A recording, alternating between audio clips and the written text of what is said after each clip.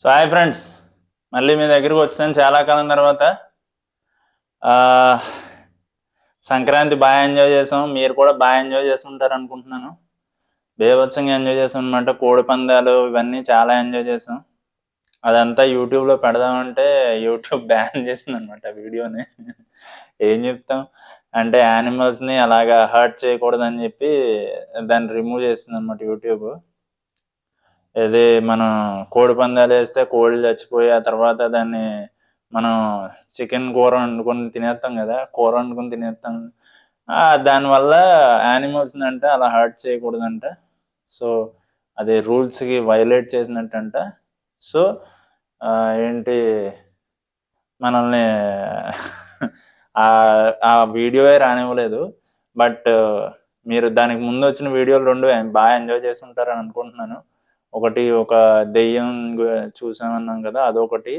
దాని తర్వాత మా పల్లెటూరు వీడియో ఒకటి బాగా ఎంజాయ్ చేసినట్టున్నారు. అండ్ ఈరోజు మళ్ళీ ఆఫ్టర్ లాంగ్ టైం మళ్ళీ మీతో కలిసినందుకు చాలా హ్యాపీగా ఉంది. సో ఏంటంటే ఈరోజు ఏంటంటే టాపిక్, మీరు ఈ షర్ట్ చూసారు కదా, ఈ షర్ట్ ఎవరు వేసుకుంటారు మీకు ఐడియా ఉండే ఉంటుంది. నేను కొత్తగా ఇంట్రడ్యూస్ చేయక్కర్లేదు. బట్ అయినా కొంతమంది తెలియని వాళ్ళు ఉంటారు కాబట్టి చెప్తున్నా. సో మిలిటరీ పీపుల్ ఉంటారు కదా, వాళ్ళు వేసుకుంటారు కదా. సో అదండి ఈరోజు టాపిక్. మిలిటరీకి మన ఫోటోగ్రఫీకి అన్నిటికీ రిలేటెడ్ ఏంట్రా బాబు, వీడేంటి ఏం మాట్లాడుతున్నాడు అనుకుంటున్నారా? ఏం లేదు. ఇప్పుడు నేను ఒక విషయం చెప్తా సింపుల్గా. రీసెంట్గా ఫైటర్ సినిమా చూసాను అనమాట. సో ఫైటర్లో ఏం జరిగింది, ఫైటర్ రివ్యూ చెప్తాను అనమాట ఈరోజు. దానికి ముందు ఏం చేశాను, ఫైటర్ సినిమాకి వెళ్ళడానికి ఎలా వెళ్ళాను, ఇవన్నీ చెప్తాను ఈరోజు. సో చాలా కాలం అయింది సినిమా చూసి. వెళ్దామని సరైన సినిమా వచ్చినాయి, కానీ సరైన సినిమా ఒక్కటి లేదండి సంక్రాంతికి. చాలా చిరాకు వచ్చినాయి. 3 సినిమాలు చూసాను, 3 దరిద్రంగానే ఉన్నాయి. ఏమంత ఎక్సైట్మెంట్ ఏం రాలే. గుంటూరు కారం వస్తుంది అనుకుంటే ఏమీ లేదు గుంటూరు కారం. తర్వాత సైంధవ్ బేభత్సమైన ఎక్స్పెక్టేషన్స్తో వెళ్ళాను. సైంధవ్ కూడా తుస్సం అనిపించింది సినిమా. ఏదో మిస్ అయింది అనిపించింది, అది లేదు, ఏమీ లేదు సైంధవ్లో కూడా. ఏదో జాన్ విక్ రెఫరెన్స్ ఒకటి తీసుకున్నాడు, అక్కడ వరకు బాగుంటుంది సినిమా. ఆ తర్వాత పెంట ఏమి ఉండదు. తర్వాత పాప గురించి సినిమా అంతా పాప పాప పాప. అమ్మ. ఆ తర్వాత అది అయిపోయింది. అది మళ్ళీ పార్ట్ 2 వస్తుందంట, ఎలా ఉంటుందో మరి తెలియదు. కానీ నెక్స్ట్ నాసామిరంగా అంటే కొంచెం రొటీన్ స్టోరీ లాగా అనిపిస్తుంది. బట్ కొంచెం దాంట్లో కొంచెం ఏంటంటే ఊరు బ్యాక్గ్రౌండ్ అది ఉండడం వల్ల లైట్గా ఏదో కొంచెం ఎక్కింది అంతే. ఆ తర్వాత మిగతా ఈ 2-3 సినిమాలు అన్ని సోదిలాగా అనిపించినాయి. హనుమాన్ కొంచెం బాగుంది, పర్వాలేదు, చూడొచ్చు. బట్ అందరూ చెప్తున్నట్టు హనుమాన్ అయిపోయి యానిమేషన్ బీభత్సంగా ఉంది, తోపు తురుము. అంత తోపు తురుమేం కాదు, పర్వాలేదు. ఎందుకు ఇలా చెప్తున్నానంటే, మీరు శ్రీ ఆంజనేయం చూసుకుని ఉంటే అప్పటికి ఇప్పటికి కంపేర్ చేయండి. అది ఎప్పుడు నా చిన్నప్పుడు వచ్చిన శ్రీ ఆంజనేయం సినిమా. అప్పుడులోనే గ్రాఫిక్స్ అంత బీభత్సంగా పెట్టినప్పుడు ఈ సినిమాకి పెట్టడానికి ఏంటి, ఏదో నార్మల్ యానిమేషన్ పెట్టేసి అవి కూడా ఇమేజెస్ టైప్లో పెట్టాడు. అంటే మేబీ బడ్జెట్ లేకో మరి దేనికో తెలియదు. అప్పుడు వాళ్ళు ఇంకా తక్కువ బడ్జెట్ పెట్టుంటారు నాకు తెలిసి శ్రీ ఆంజనేయంకి. మరి దానికి అంత ఉన్నప్పుడు దీనికి ఎందుకు లేదో నాకు అర్థం అవ్వలేదు. మరి ఏం చెప్తాం. సరే, ఇంకా మన ఫైటర్కి వచ్చేస్తే, ఫైటర్ సినిమా బాలీవుడ్ విసిగెత్తిపోయినండి. నేను నిజం చెప్పాలంటే బాలీవుడ్ సినిమాలు చూడాలంటేనే చిరాకు దొబ్బింది అనమాట. ఏం సినిమాలు తీస్తున్నారు రా బాబు, చెత్త సినిమాలు తీస్తున్నారు అనిపించింది నాకు నిజంగా. బాలీవుడ్ రొటీన్ రోత స్టోరీ, అదే లవ్ స్టోరీ, అదే దేని వెనకాల తిరుగుతాడు, దాన్ని పడేస్తాం. వాళ్ళ అమ్మ బాబుతో ఏదో డిస్కషన్ అవుతుంది, ఏదో గొడవ అవుతుంది, లేదా వేరే ఏదో డిస్కషన్, ఏదో గొడవ. అదే రొటీన్ స్టోరీలు అవే తీస్తున్నారు బాలీవుడ్ తప్ప. కొత్తగా ఏంది ఇట్లా బాలీవుడ్ వరకు మంచి మంచి సినిమాలు తీసేవాడు నా చిన్నప్పుడు. చాలా మంచి సినిమాలు వచ్చి ఇప్పుడు అన్ని సోది సినిమాలు, ఒక్కటి కూడా క్రియేటివ్గా ఏం లేవు. ఇంకా క్రియేటివ్గా అంటే మన టాలీవుడ్ పీపులే చాలా క్రియేటివ్గా తీస్తున్నారు. చాలా సినిమాలు చాలా క్రియేటివ్గా వస్తున్నాయి. రోజు రోజుకి ఇంకా ఇంకా క్రియేటివ్గా తీయడానికి ట్రై చేస్తున్నారు మన టాలీవుడ్ వాళ్ళు. ఇంకొక ఏంటి, ఇది కూడా సినిమా కూడా ఏంటంటే దాన్ని ఏమంటారు, దేశభక్తి పరంగా ఉంది కాబట్టి ఇది కూడా ఆ పరంగా నచ్చింది. కానీ సినిమా అయితే ఆ పరంగా చాలా బాగుంది, చాలా బాగా తీసాడు. విజువల్స్ కూడా చాలా బాగున్నాయి, విఎఫ్ఎక్స్ అన్ని చాలా బాగా తీసాడు. సిద్ధార్థ్ ఆనంద్ అంటే డైరెక్టర్ దీనికి. ఇంకా రితిక్ రోషన్ గురించి చెప్పక్కర్లేదు, ఒక మాదిరిగా ఉన్నాడు కుర్రోడు. ఏంటి మంచి బాడీ ఉండి అన్ని సూపర్ ఉంటది అనమాట. దీపికా పడుకొనే ఉంటది, దీపికా పడుకొనే తెలిసిందే. తన తన యాక్టింగ్ బాగా చేస్తుంది, సెక్సీగా ఉంటది, అంతా బాగుంటది. తన రోల్ తను బాగానే ప్లే చేసింది. ఇంకా ఇంకోటి ఏంటంటే ఈ బాలీవుడ్ సినిమాల్లో రీసెంట్ గా వచ్చింది ఇంకొక సినిమా చూసాను, 12th ఫెయిల్ అని ఒక సినిమా వచ్చింది. అది చాలా బాగుంది, అది కూడా చూడండి మీరు. సినిమా చాలా బాగా తీసాడు అది కూడా.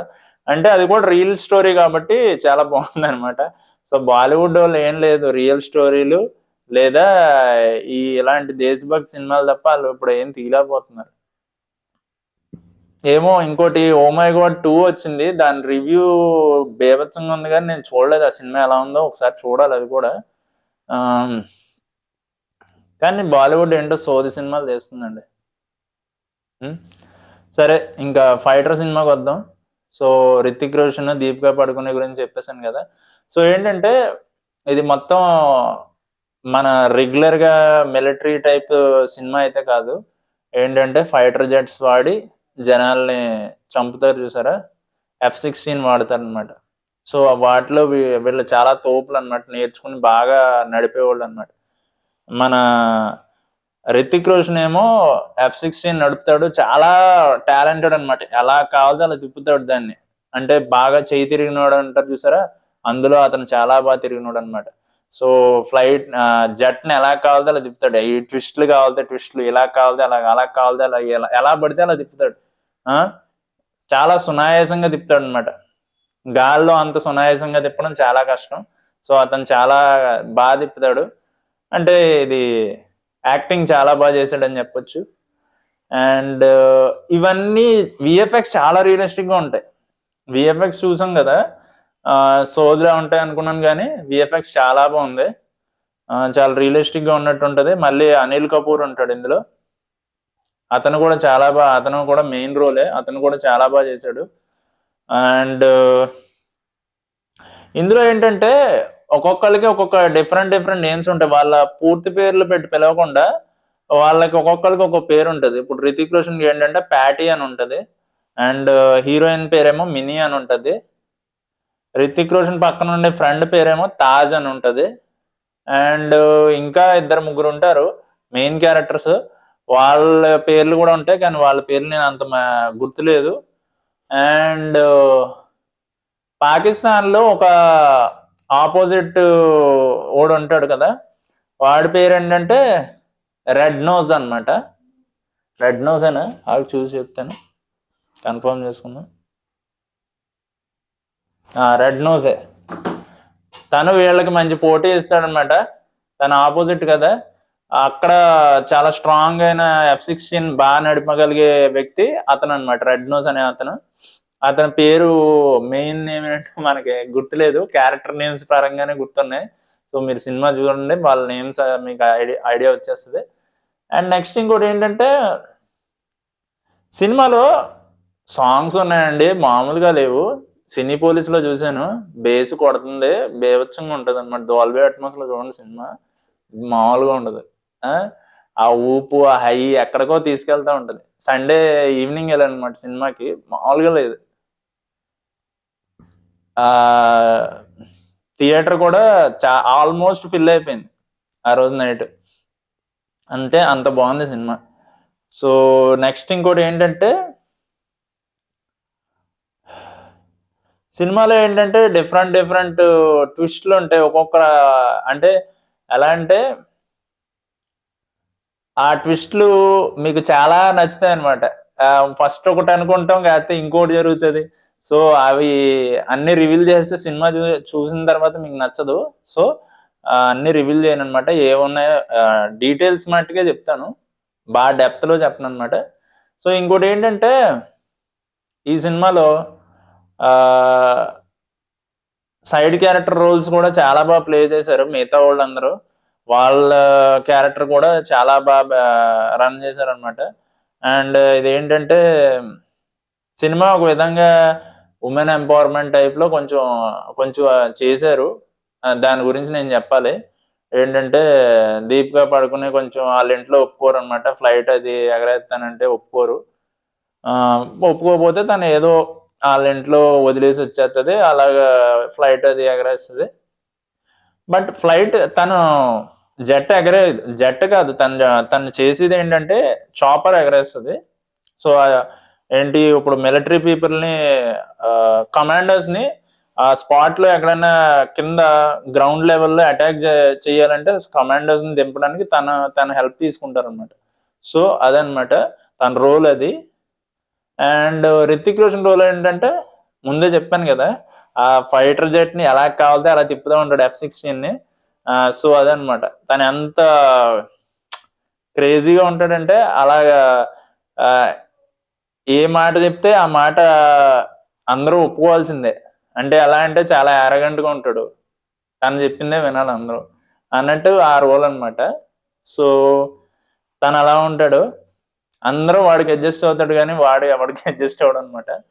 సో సినిమా చాలా బాగుంది.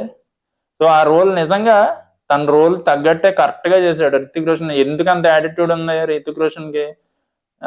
తను అందరికన్నా తోపులా ఎగరేస్తాడు కాబట్టి జట్టు తనకు యాటిట్యూడ్ ఉంది. అర్థమైందా? ఊరికే తనకు ఆ యాటిట్యూడ్ లేదు.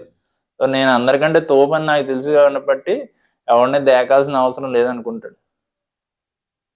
సో అలా అని మరీ ఫ్రెండ్స్ని తొక్కేసి అలాగే ఉండదు. సో తనకు తెలిసిన రేంజ్లో తన ఏం అనుకుంటున్నాడు అదే చేస్తాడు. సో యుద్ధం వచ్చినప్పుడు కూడా కొన్ని సార్లు ఏంటంటే తప్పులు చేస్తాడు అనమాట. తప్పులు చేసినప్పుడు ఏంటి టీమ్ డెసిషన్ ఉండాలి కదా, టీమ్ డెసిషన్ ఉండకుండా తను ఇండివిజువల్ డెసిషన్ తీసుకుంటాడు. సో అక్కడ దెబ్బేస్తూ ఉంటాడు ఒక్కోసారి. సో ఇవన్నీ జరుగుతూ ఉంటాయి. సో ఎందుకంటే ఆబ్వియస్లీ వాడు తోపు అనుకున్నప్పుడు ఒక్కోసారి ఇండివిజువల్ డెసిషన్ తీసుకోవాల్సి వస్తుంది. సో అందరూ గుంపులో గోవింద అనే డెసిషన్ తీసుకుంటే అన్నిసార్లు వర్కౌట్ అవుతుంది అనమాట. సో తను అలా చేశాడు. సో ఇదనమాట ఫైటర్లో ఇలా ఉంటుంది. చాలా ఆ క్యారెక్టర్ నాకు బాగా నచ్చింది. యారగెన్స్ అండ్ అని ఈగో. బట్ సినిమాలో డైలాగ్ ఉంటుంది, ఏంటి యారోగెన్సా? కాదు, కాన్ఫిడెన్స్ అంటాడు. అండ్ లాస్ట్లో సినిమా అయిపోయిందని వెళ్ళిపోవద్దు. సినిమా అయిపోయాక ఒక సాంగ్ ఉంటుంది, అది కూడా బేస్ ఎదిరిపోయింది, మామూలుగా లేదు. బేవచ్చంగా మీకు డ్యాన్స్ వేయాలనిపిస్తుంది ఆ సాంగ్ చూస్తుంటే, అంత బాగుంటుంది అనమాట. అది ఆ సాంగ్ ఉంటుంది చూసారా, జూమే జూమే జో పతాన్ అని, ఆ సాంగ్ టైప్లోనే ఇది కూడా ఉంటుంది, ఒక రేంజ్లో ఉంటుంది అనమాట. బీట్ మామూలుగా రాదు. సో సినిమాని అయితే మీరు బాగా ఎంజాయ్ చేస్తారు. సో ఫస్ట్ నుంచి లాస్ట్ వరకు ఎక్కడా బోర్ కొట్టదు. ఏదో చిన్న సీన్లో ఎమోషనల్ సీన్లు కొన్ని ఉంటాయిలే, దీపికా పడుకునేకి తనకి కొన్ని సీన్లు ఉంటాయి, అవి తప్ప మిగతా అంతా సినిమా ఓవరాల్గా చాలా బాగుంది. సో అందరూ చూసి ఎంజాయ్ చేయండి.